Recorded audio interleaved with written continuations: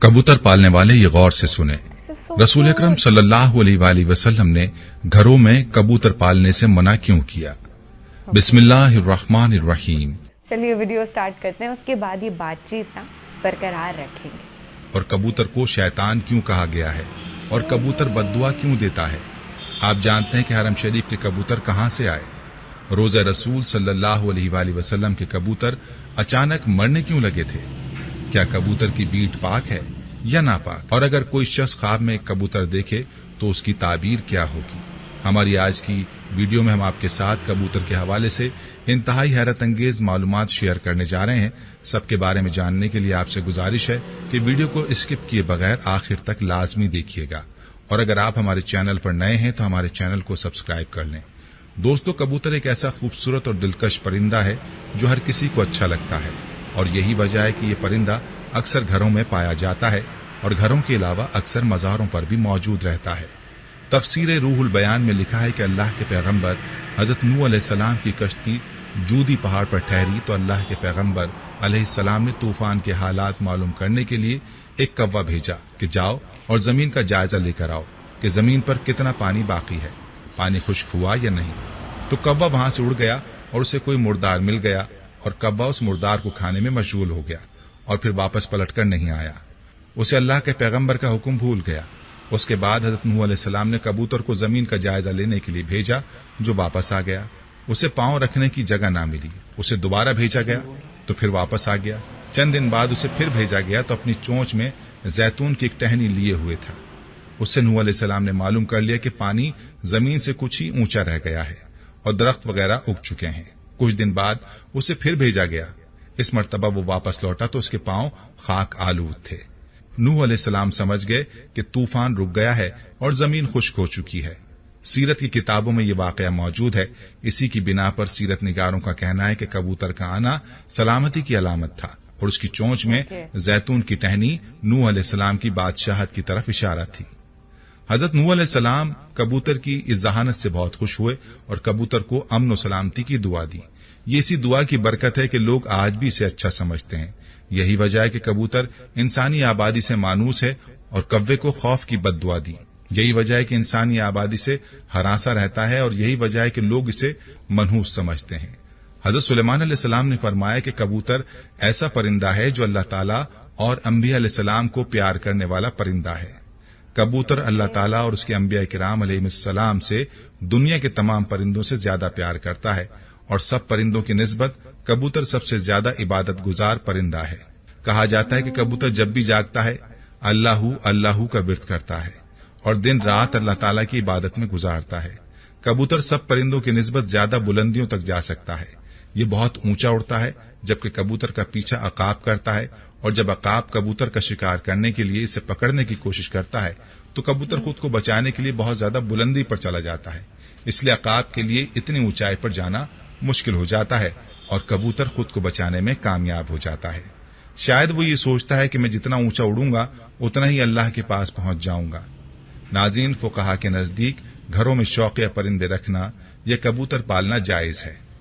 शर्त यह कि इसकी ग़िज़ा सर्दी, गर्मी और बारिश से हिफाजत का इंतजाम किया जाए और जब अहले खाना कहीं घर से बाहर जाएं तो उनकी ग़िज़ा और देखभाल का मुनासिब इंतजाम करके जाएं।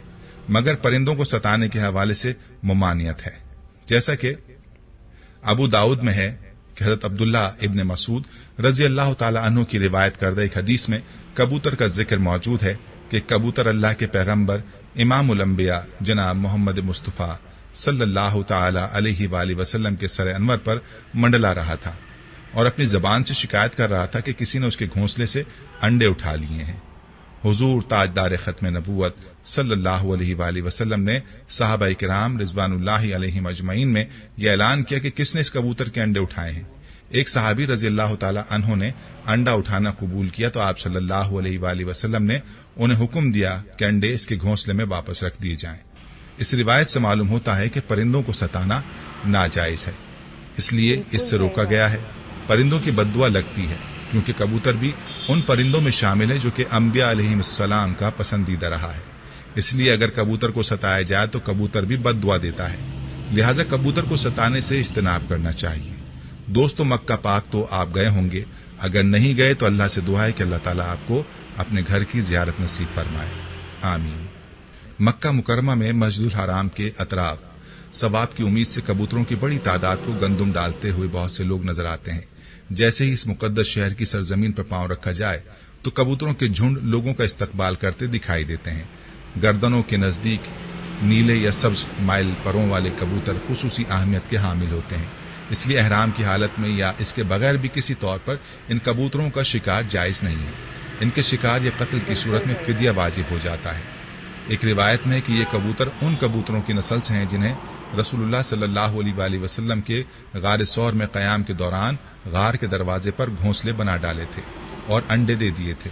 ایک دوسری روایت کے مطابق حرم مکہ کی کبوتروں کی نسل کا تعلق ان ابابیل پرندوں سے ہے جو سمندر کی جانب سے آئے تھے، اور انہوں نے اپنے پنجے میں پتھر اور کنکریاں تھام رکھی تھیں تاکہ بیت اللہ کو منہدم کرنے کے ارادے سے آنے والے یمن کے بادشاہ کو باز رکھا جائے، کیونکہ وہ بیت اللہ کو منہدم کرنے کی نیت سے آیا تھا۔ یمن کے بادشاہ سے مراد یعنی حبشہ کا بادشاہ، جسے آج کل ایتھوپیا کہا جاتا ہے۔ ایتھوپیا کا پرانا نام حبشہ ہے۔ دوستو، ایک مرتبہ انتظامیہ نے مسجد نبوی صلی اللہ علیہ وآلہ وسلم کے حرم انور کو صاف ستھرا رکھنے کی نیت سے فیصلہ کیا کہ حرم شریف میں کبوتروں کے لیے دانہ بالکل نہ ڈالا جائے۔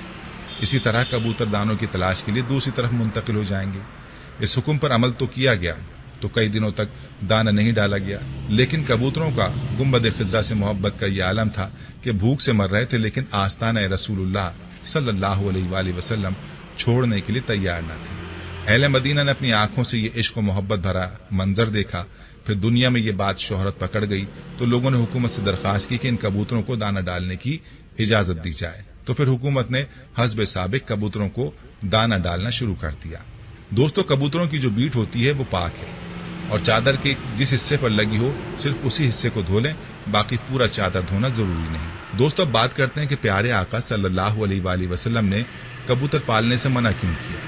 امام بخاری رحمۃ اللہ علیہ ادب المفرد میں حضرت ابو ہریرہ رضی اللہ عنہ سے روایت کرتے ہیں کہ نبی کریم صلی اللہ علیہ وآلہ وسلم نے ایک شخص کو کبوتر کے پیچھے لگا ہوا دیکھا تو فرمایا، شیطان شیطان کے پیچھے لگا ہوا ہے۔